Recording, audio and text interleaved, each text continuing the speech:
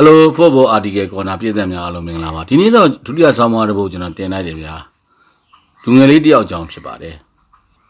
Pobo article corner piece that 11 to Lungali a jungle.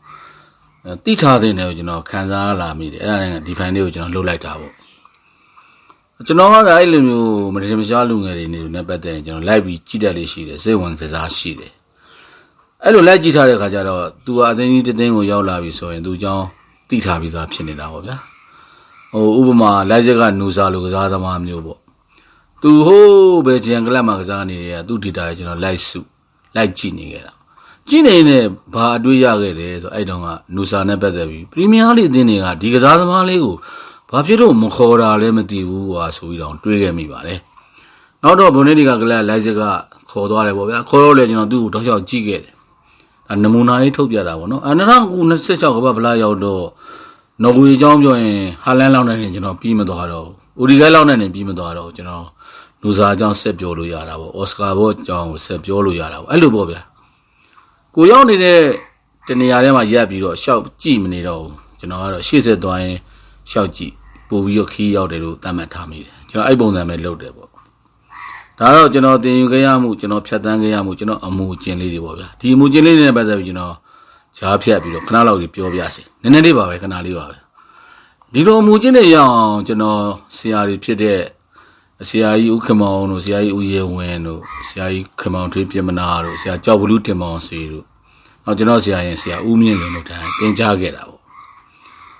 Cia Uye Wenzo, Sabibi or me kind, Sari Pacane. I told them once we are more Sava Yekine.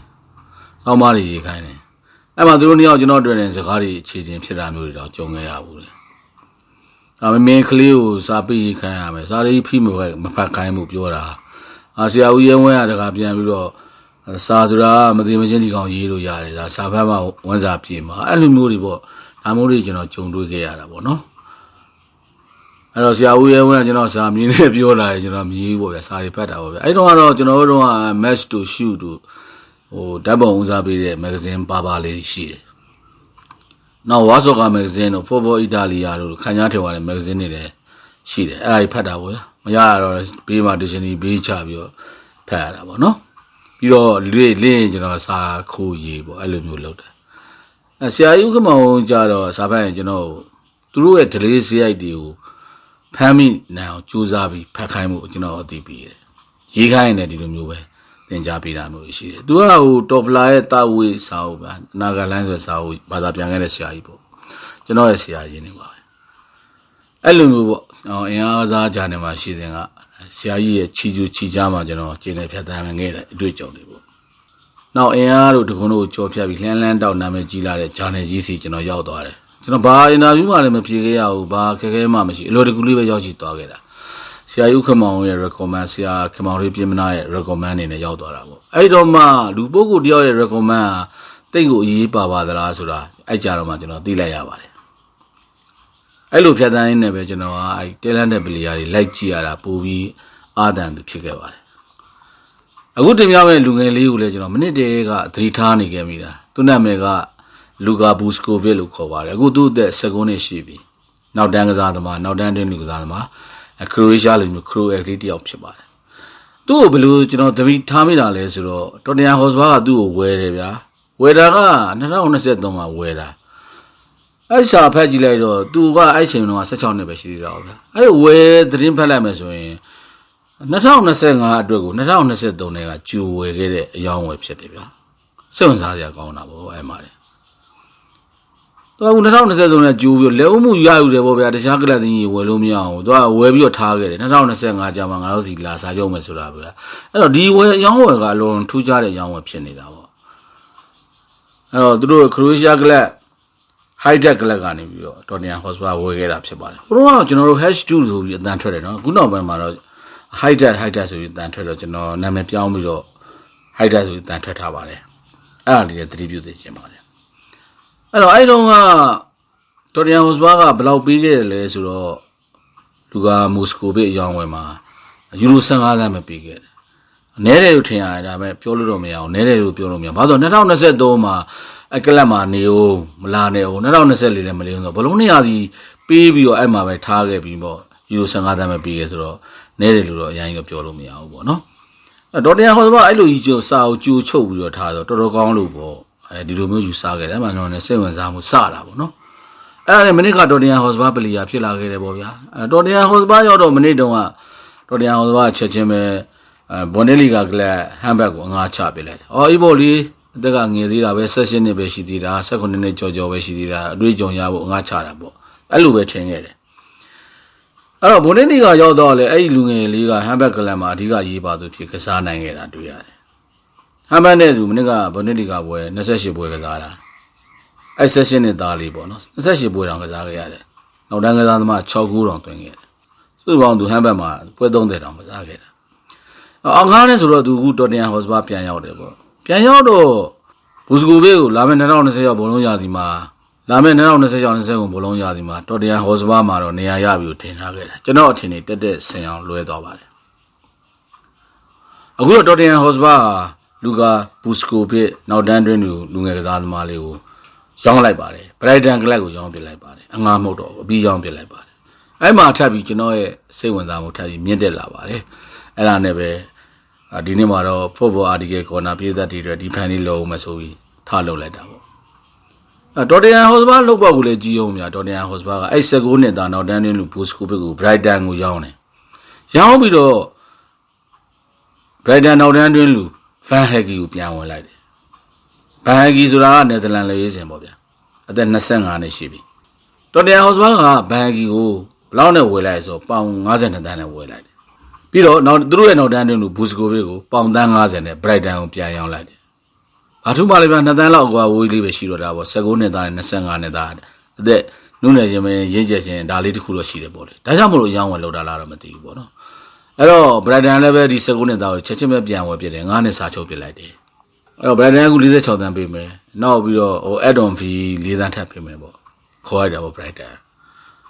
အဲ့တော့အခု Tottenham Hotspur နဲ့ Brighton တို့ရဲ့ကစားသမား2ယောက်အယောင်းဝယ်ကိုကြည့်လိုက်ရင်မတူညီသောရည်မှန်းချက်ကိုစီတွေပြတ်သားခြင်းမပြတ်သားခြင်းတွေဆိုတာမြင်တွေ့ရတဲ့အယောင်းဝယ်ဖြစ်တယ်လို့ကျွန်တော်တို့ကောက်ချက်ချမိတယ်။တော်တရားဟောစပါကစားသမားအယောင်းဝယ်လို့တာမပြတ်သားဘူး။အဲ့လိုမျိုးယူဆမိတယ်။နည်းနည်းစောပြီဗျာသူများကလပ်တဲ့ဦးအောင်ဆိုလို့ဒီ16နှစ်တောင်နည်းနည်းစောပြီဝယ်ခဲ့တယ်ဗျာ။ရောက်လာပြီဗျာ။အသုံးသေးဘူးနူသေးတို့အငားချတယ်ဗျာ။ Okay တယ်ဒီချိန်ကြီး Okay ပဲတွေ့ရုံရှာခိုင်းတာဒီရှိ Okay ပဲ။အခုပြန်ရောက်လာတယ်ဗျာ။သုံးရမှာပေါ့မသုံးသေးဘူးလားမသုံးသေးရင်ထက်အငားချချရတယ်ချအခုကအပြီးရောင်းပြလိုက်တယ်ဆိုတော့မဟုတ်သေးဘူးဒါမှားမျိုးတစ်ခုလို့ယူဆတယ်အဲ့ဒါတော့မန်နေဂျာဖြစ်တဲ့သူကမကြိုက်လို့ရောင်းတာဖြစ်မှာပေါ့လို့ပြောလို့တော့ရတာပေါ့ဒါပေမဲ့မန်နေဂျာဆိုတာလည်းပဲစာချုပ်ချုပ်ခေါ်ထားတာလေအခုအဲ့တော်တရားဟောစပါနေပြဒဇာဘီယာအခုရာသီစားတော့ဩဂတ်လာတယ်မှာဥမာဆိုပါဆိုရလက်မကောင်းရင်သူ့ထုတ်ပြမှာပဲလေအဲ့တော့မန်နေဂျာကကစားသမားကိုမကြိုက်တိုင်းကစားသမားကိုရောင်းလို့တော့မရဘူးသူ့ကိုဘာအတွက်ဝယ်ထားတာလဲဆိုတဲ့ရည်ရွယ်ထားတဲ့မူဝါဒကလပ်အသင်းရရှိနေရမယ်ဒါက management level ရဲ့အရေးပါတဲ့အခန်းကဏ္ဍတစ်ခုဖြစ်တယ် manager နဲ့မဆိုင်ဘူး manager မတော့ညင်နေနောင်မှပဲကိုကကို policy ရကိုထိန်းသိမ်းထိန်းရမှာပေါ့ဒါမျိုးတွေရှိတယ်တော်တရားဟောစပါမှာ management level အဲ့လောက်မရှိဘူးဖြစ်နေတယ် transfer policy ကောင်းကောင်းမရှိဘူးလို့ဒီရောင်းဝယ်ကြည့်ပြီးတော့ကျွန်တော်တို့ကောက်ချက်ချထားမိတယ်အခုရောင်းလက်ခြင်းကမှားယွင်းမှုတစ်ခုလို့တော့ပြောချင်ပါတယ်အဲ့တော့ဒီဘူစကိုဘေးညံ့နေလို့လားမနစ်ကတရားစီလုံးမှာဟမ်ဘတ်မှာကန်လိုက်မကန်လိုက်ဆိုရင်တော့တမျိုးပေါ့နော်မနစ်ကဗျာဟမ်ဘတ်မှာ28ပွဲကစားတယ်ပွဲ30တောင်ကစားခဲ့ရတယ်ဆိုတဲ့ပလေယာဒါကောင်းလို့ပေါ့ဗျာအဲ့တော့ဘူစကိုဘေးနဲ့ပတ်သက်ပြီးမှတ်ချက်စကားတွေနားထောင်ကြည့်ချင်မှာပေါ့အဲ့တော့လိုတာမာသီယာဆိုတဲ့ဂျာမန်ကန်ဝင်ပလေယာကြီးကချီးကျူးထားတယ်ဘလို့ချီးကျူးလဲဆိုတော့ဒီဆက်ရှင်နဲ့အရွယ်လေးနဲ့ဗျာတဲ့မြင်နေနားလည်နေတဲ့အရာတွေဆိုတာကျွန်တော်အသက်30အရွယ်တုန်းကမမြင်ခဲ့ဘူးမသိခဲ့ဘူးအဲ့အရာတွေဖြစ်နေတယ်လို့အဲ့ဂျာမန်နောက်ခံလူကန်ဝင်ကစားသမားကြီးလူသာမာသီယတ်ကဘူစကိုဘေးကစားဟန်နဲ့ပတ်သက်ပြီးတော့ကောက်ချက်ချချီးကျူးသွားခဲ့တယ်သူကဘလောက်ထိအောင်ချီးကျူးထားလဲဆိုတော့နောက်တန်းသမားတယောက်ရဲ့အရေးချင်းတွေဗျာတဲ့ဖြတ်ထုတ်တာတွေခေါင်းတိုက်ရှင်ထုတ်တိုက်တာကောင်းတာတွေရုပ်စွာဆုံးဂိုးသွင်းတာတွေဗန်နီတာတွေကောင်းတယ်အဲ့အရေးစုတွေဒီမဟုတ်ဘူးဒီကလေးမှရှိနေဒီကလေးမှနောက်ထပ်ထူးခြားမှုရှိနေတာကခံစစ်တန်းတစ်ခုလုံးကိုစီယုံလုံးဆိုဥဆောင်ကိုခဲ့နိုင်တဲ့အရေးအသွေးဒီကလေးမှရှိနေတယ်အဲ့လိုနောက်တန်းသမားတယောက်မျိုးအရေးအသွေးရှိဖို့ဆိုတာမျိုးကအလွန်ရှားတယ်လို့လူသားမာသီယတ်ကထောက်ပြချီးကျူးပြောဆိုသွားပါတယ်လူသားမာသီယတ်ဆိုတာလည်းပဲ အဲ့လိုလီဒါတယောက်ပဲလေကပရင်တယောက်ခေါင်းတယောက်ပဲလေအောင်မြင်မှုတွေအများကြီးရှိခဲ့တဲ့လူသားမာတီးယပ်စ်ပဲလေဒီလိုမျိုးချီးကျူးမှုဆိုတာတော့တော်တော်လေးတော့အံ့ဩစရာကောင်းပါတယ်သူတယောက်တင်လားဆိုတော့သူတယောက်တင်မဟုတ်ဘူးနောက်လီဗာပူးမှာကစားသွားခဲ့တဲ့ဟာမန်လည်းပဲဒီကလေးနဲ့ပတ်သက်ပြီးချီးကျူးသွားတာတွေ့ရတယ်ဟာမန်ကဘလို့ချီးကျူးပြန်ဆိုတော့ဒီ session ရဲ့အရွယ်လေးနဲ့ဒီလောက်တည်ငြိမ်ရင်းချက်ပြီးခံစေကြောင်းတစ်ကြောင်းလုံးကိုဥဆောင်နိုင်တယ်ဆိုတာတော်တော်အားရစရာကောင်းတဲ့အရေးချင်းဖြစ်တယ်တဲ့ပြီးခဲ့တဲ့10နှစ်12နှစ်ဝန်းကျင်မှာအဲ့လိုကစားသမားနှမ်းရှင်ပြတရားမျိုးသူမတွေ့ခဲ့ဘူးလို့တော့ဟာမန်ကလည်းပဲအဲ့လိုမျိုးထပ်ပြီးချီးကျူးထားတာတွေ့ရတယ်အဲ့တော့ဒါတွေကဂျာမန်ကန်နဝင်ပလီယာကြီးချီးကျူးထားတာနော်ခရိုရဲ့လူငယ်လေးကိုဂျာမန်ချင်းချီးကျူးနေတာမဟုတ်ဘူးခရိုရဲ့တယောက်ကိုချီးကျူးနေတာဒါတွေကဘူစကိုဗစ်ကိုတန်ကဟမ်ဘတ်မှာတကယ်ကောင်းခဲ့လို့ပေါ့ဗျာအဲ့တော့ဟမ်ဘတ်ကလပ်အနေနဲ့ကလည်းပဲငွေကြီးရတော့ဈေးကကြီးတော့ဒီဘူစကိုဗစ်ကိုလိုချင်မဲ့မဝယ်နိုင်ဘူးဖြစ်နေတာပေါ့ဒါကကန်နဝင်ပလီယာကြီးချီးကျူးတာပေါ့အဲ့လိုချီးကျူးနေလားဆိုတော့မဟုတ်သူကစားခဲ့တာတွေပြန်ပြောမယ်ဆိုမနစ်ကတော့ကဒီဘူစကိုဗစ်ဟမ်ဘတ်နဲ့တူကစားတဲ့အခါမှာဘွန်ဒက်လီဂါရဲ့တလတာအကောင်းဆုံးလူငယ်ကစားသမားစု Rocky of the Man ဆိုတာရှိတယ်ဘွန်ဒက်လီဂါမှာလူငယ်တွေပဲပေးတာဘူစကိုဗစ်ကအဲ့မှာ၄ချိန်အောင်ရခဲ့တယ်မနစ်တုန်းကရာသီကုန်တော့ကစ်ကာမဂဇင်းကြီးရဲ့ရာသီအကောင်းဆုံး Team of the Season ရွေးချယ်တော့လေနောက်တန်းအကောင်းဆုံးနောက်တန်းကစားသမားတယောက်ထဲမှာစီးရင်နဲ့ဝင်သွားခဲ့တဲ့ဘူစကိုဗစ်ဖြစ်ပါတယ်ဒါတွေကတကယ် data အချက်လက်အမှန်တွေပဲလေအဲ့တော့သူအတင်းဝတယ်ကောင်းနေတယ်တကယ်အရေးရှင်းနဲ့ကောင်းနေဆိုပင်ကိုတဝေးစိတ်ကလည်းကောင်းနေတယ်ဒီဖရန်ဘော့နဲ့အမတ်တို့ကစားတဲ့ပွဲတော်ကဆိုလို့ရှိရင်ဒီဖရန်ဘော့ကခရစ်စတန်စင်3လိပ်ပြီးကွင်းထဲမှာလဲကျသွားအမှရှားတူဝင်သွားပြီသူပြေးရှားဆွဲထုတ်လိုက်လို့ခရစ်စတန်စင်မတည်ပဲနေခဲ့တာပေါ့ဗျာသူသားနေဒီတိုင်းနေမယ်ဆိုရင်ခရစ်စတန်စင်ကတော့ဆိုသေနေပြီပေါ့အဲ့လိုမျိုးလောက်ရလေးကြောင်းလဲသူ့ကိုfair play prize စုတွေပါလေချင်းမြင်ခံပြောရရင်တော့မနေ့ကဘောလုံးတရားစီလုံးမှာဘွန်နစ်လီဂါမှာဘူစကိုဗစ်အောင်မြင်ခဲ့တယ်လို့ပြောချင်တာဖြစ်ပါတယ်အဲ့တော့မနေ့ကတရားစီလုံးမှာဘွန်နစ်လီဂါကြီးတစ်ခုလုံးမှာဟမ်ဘတ်နဲ့အတူတောက်လျှောက်ကစားခဲ့ရတဲ့အနေထားကလည်းသူ့ရဲ့အဖိုးတန်အတွေ့အကြုံတစ်ကောင်တစ်ခုပဲဖြစ်တယ်ဒီအချက်လက်တွေကိုတော်တန်ဟော့စပါကမသိတာလားမမြင်တာလားမဖြစ်နိုင်ဘူးဗျမမြင်တာလည်းမဟုတ်ဘူးမသိတာလည်းမဟုတ်အကုန်သိတယ်မြင်တယ်ဒါပေမဲ့သူတို့မှာ transfer policy ဆိုတာမရှိဘူးဆိုတာပြသလိုက်တဲ့ရောင်းလိုက်မှုတွေပဲကျွန်တော်တို့